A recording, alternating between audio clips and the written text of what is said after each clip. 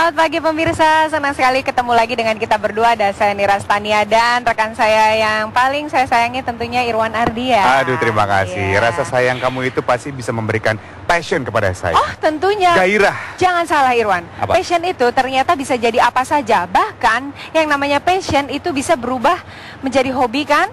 Lalu kemudian menjadi duit. Oh, jadi berasal dari passion, di mana passion itu adalah sebuah gairah. Gairah itu akhirnya bisa menimbulkan minat. Betul. Minat dan akhirnya menjadi hobi dan bisa menjadi duit. Betul sekali. Jadi misalnya begini, kalau saya passion misalnya di bidang baju, aksesoris gitu ya.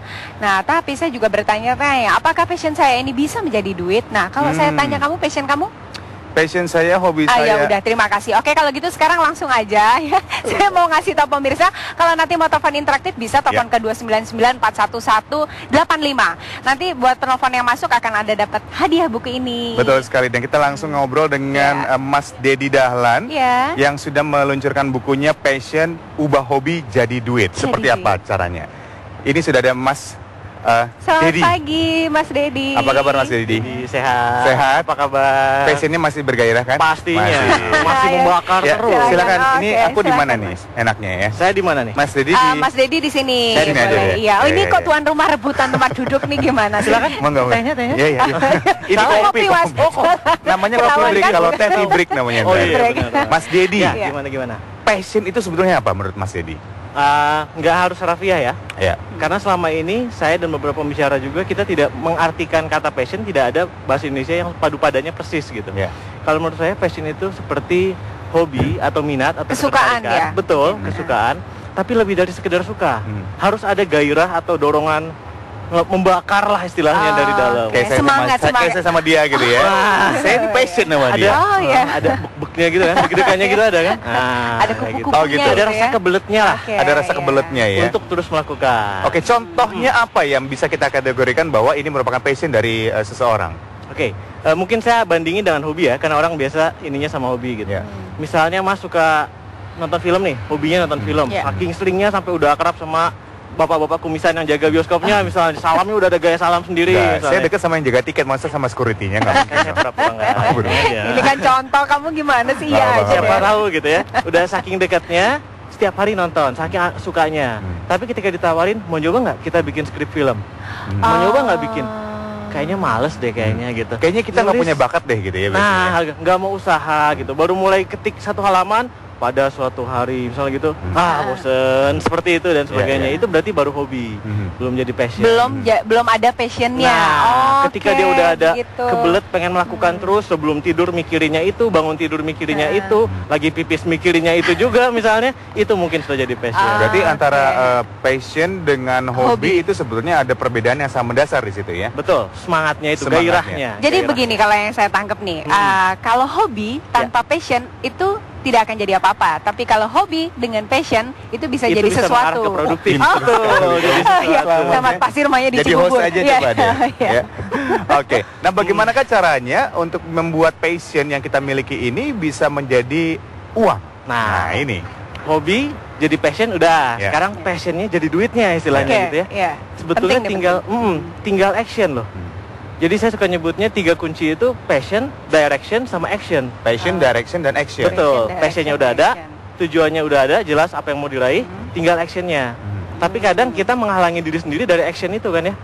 Misalnya, jadi tujuan udah ada, hobi sudah ada, tujuan sudah ada, nggak berani untuk actionnya nggak berani. Betul, pengen nyanyi, tapi cuma di kamar mandi, pura-pura shower biasanya kan. Begitu pas lagi nyanyi ada yang denger aja dari keluar kamar mandi tepuk tangan.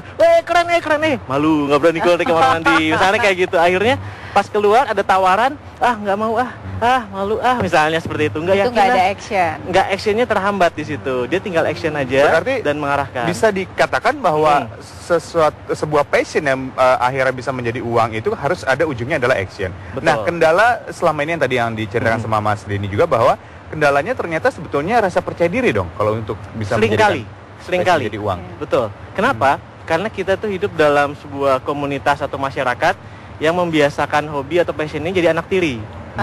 Jadi kapan mau ngembangin hobi?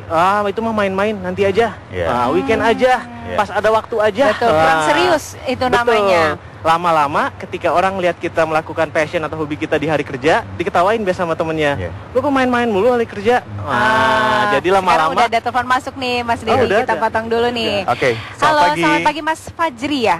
Mas Fajri. Halo, selamat pagi. Mas Fajri, selamat pagi Mas Fajri. Pertanyaannya apa? Iya, pagi. Iya, saya mau nanya ke Bapak Dedi Dahlan. Ya. Jadi saya kan remaja nih. Suatu saat saya mendapatkan passion saya nih. Wah, ini kayaknya passion saya nih. Namun passion itu nggak bertahan lama. Jadi setelah beberapa saat saya menemukan, wah ini passion saya lagi nih. Saya mau nanya ke Bapak Dedi Dahlan, bagaimana sih pendapat Bapak tentang passion di kalangan remaja? Kenapa remaja-remaja sekarang tuh memiliki kelabilan dalam mendapatkan passionnya? Bagus banget nih pertanyaannya nih. Oke, makasih ya Mas Fajri. Jadi Mas Fajri ngomongin tentang ababil ya? Iya, ababil, ya betul sekali. Gimana nih? Tentang berubah-ubah mungkin ya, tentang passionnya. Itu seringkali karena kita lupa sebetulnya, yang kita betul-betul enjoy apa. Jadi kepengaruh sama lingkungan, tren, istilahnya gitu. Dulu waktu zaman saya suka fotografi, orang belum ada yang bawa-bawa kamera kemana-mana. Saya bawa kamera di jalanan tuh udah mereka ngeliatnya kayak ngeliat orang bego atau ini wisatawan dari mana? Betul gitu, ini jurnalis, wisatawan atau orang gila. Dua yang pertama kayaknya enggak. Foto keliling gitu ya. Dibayar tiba-tiba gitu. Nah, tiba-tiba ketika ada Facebook, ada teknologi teks, semua orang bawa SLR. Nah, tapi enggak bertahan lama semua tuh. Tiba-tiba beberapa runtuh. Nah, mereka ini tren. Nah, jadi untuk membedakan apakah itu memang tren di kalangan anak muda atau memang dia betul-betul suka, harus terus lakukan saja. Jadi Mas Fajri ya, harus terus lakukan saja. Jadi jangan terpengaruh dengan tren saat itu ya. Suka atau enggak, apakah sekedar hype, gue suka mendadak atau memang dari dulu aku ada ciri-ciri suka ya gitu ya. Itu harus dicari tahu nggak itu kayak gitu? Di feel.